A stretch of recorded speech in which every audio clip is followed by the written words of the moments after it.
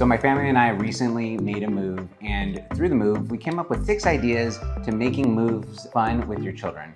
So moving with your children is an extremely new part of your life and a new chapter, but it can also be stressful. So here's the 6 tips that we've learned. So what was tip number 1? Communicate with your kids. Communicate with your kids. It's important to keep your children informed throughout the entire moving process. Explain why we're making this move, what they can expect of their new home, and how to stay connected with the friends and families and the members that aren't joining them on the journey. Make sure that your kids understand that their home is still with your family.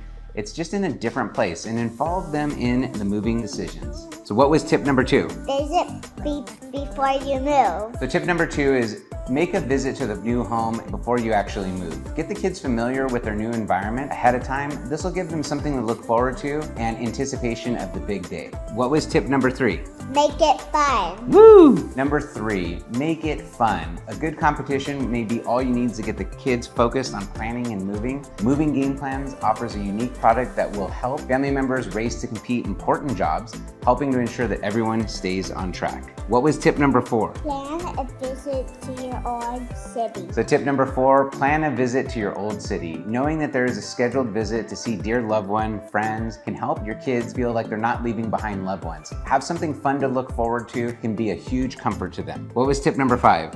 My room should be fun. Or the priority. Priority. Tip number 5, children's rooms should be a priority. Children's belongings should be the last box packed in the moving truck. That way they can be involved with the first box that's coming out, and something positive they do as soon as the unloading begins. It makes their packing less stressful and also gives them a bit more time to say goodbye to their old bedroom. What was tip number 6? Things to set aside. Tip number 6, things to set aside. Have each family member create an essential box. This is the box that each family member will open when arriving to your new home. It should have what you need for the first night and the morning.